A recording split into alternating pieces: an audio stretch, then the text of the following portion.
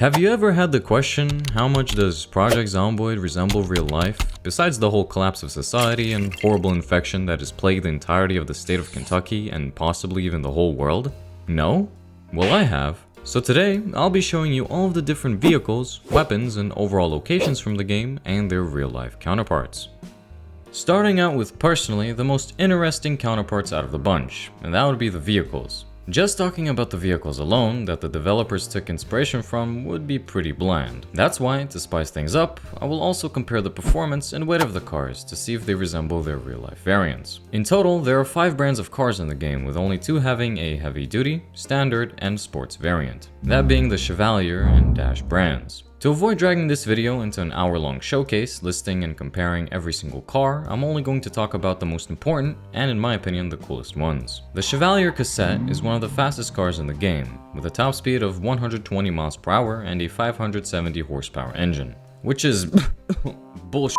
The vehicle that it's based off of is the Chevrolet Corvette C4, which was, fun fact, assembled in Kentucky. It has a lesser 375 horsepower engine and a higher top speed of 173 miles per hour. Now this could be an oversight by the developers or the wiki, I don't really know. However, from a gameplay perspective, I could see that having the same top speed as the real-life variant would probably cause a lot more fatal crashes in-game. Next up is the lightest car, the Chevalier Dart. It weighs 650 something. It was never specified if it was pounds or kilograms. It has a top speed of 70 miles per hour and an engine of 360 horsepower. It most likely is based off of the Chevrolet Chevette, but yet again, the stats of the real-life car and the one in-game are completely off. To start off, there is no way to compare the weight. The top speed is a little less, and the engine power is a lot weaker. Now, the heaviest vehicle, the Chevalier Step Van. It weighs 1,160, again, something. Also has a top speed of 70 miles per hour and a 370 horsepower engine. It is based off of the Chevrolet Step Van that could have weighed anywhere from 6,800 to 14,000 pounds. A top speed of, you know what?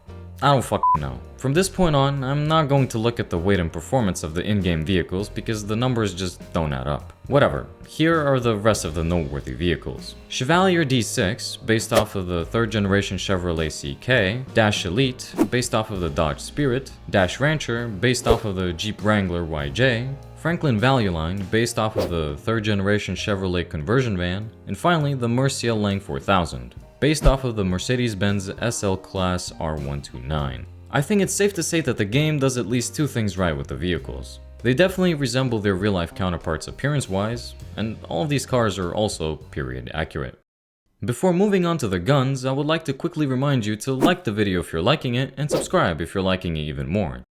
In a normal world of Project Zomboid, there are 6 secondary firearms, 2 shotguns, both of which have a sawed-off variant, and also 4 rifles. There are 8 types of ammo, and these would be their real-life counterparts. .223 Remington, Winchester .308, .38 Special, .44 Magnum, .45 ACP, 5.56 NATO, 9mm Parabellum rounds, and also regular buckshot shells. Starting off with the sidearms, the first one would be the DE pistol, which clearly takes inspiration from the iconic Desert Eagle. It chambers .44 Magnum rounds and is tied with the Magnum for having the highest maximum pistol damage. Next up is one of my favorite pistols in general, the M1911.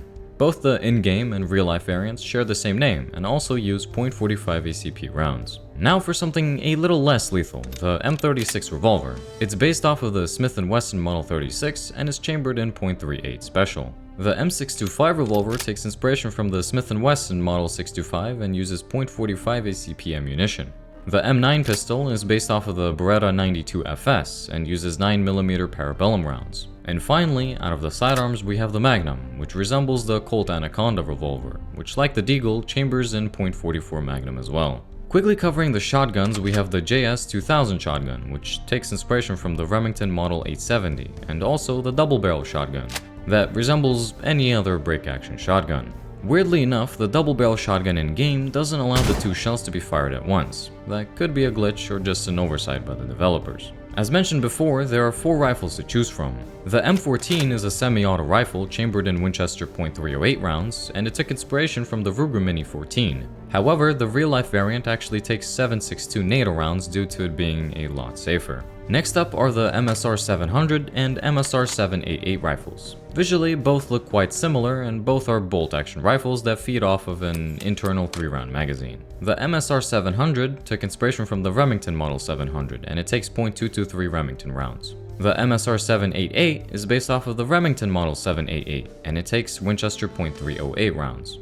Now for the coolest and probably rarest firearm in the whole game, the M16. It is a select fire weapon, meaning you can either shoot bullets one by one or unleash hell whilst in full auto. It shares the same name with the real-life variant and uses 5.56 NATO rounds. Although in real life, it isn't uncommon to see .223 Remington rounds used as well. Unfortunately, that's just not an option in the game.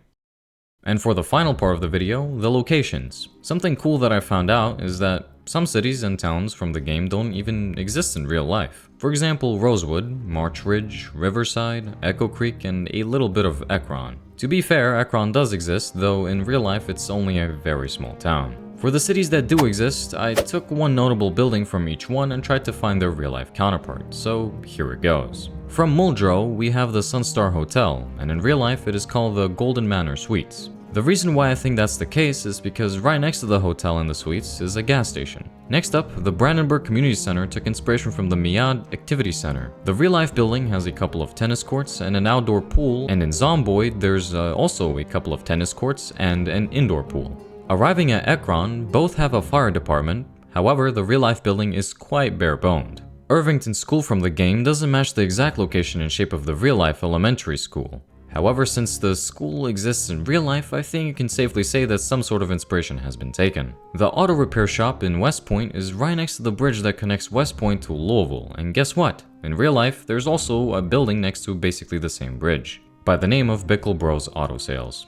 A quite noteworthy location in Valley Station is the Crossroads Mall, and in real life in Valley Station there are quite a few malls, not just one.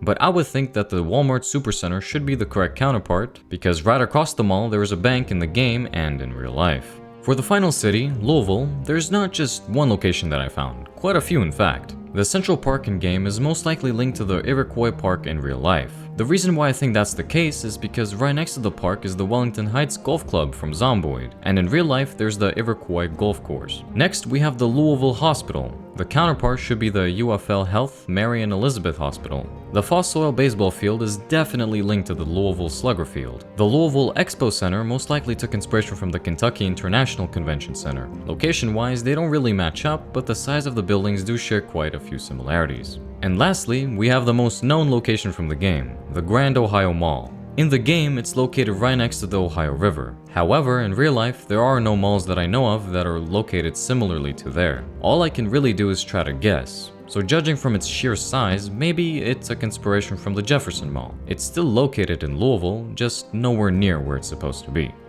I hope you enjoyed all of these different Project Zomboid real-life counterparts. And hey, maybe you learned something new about the game or just something about real life. On that note, see you in the next one.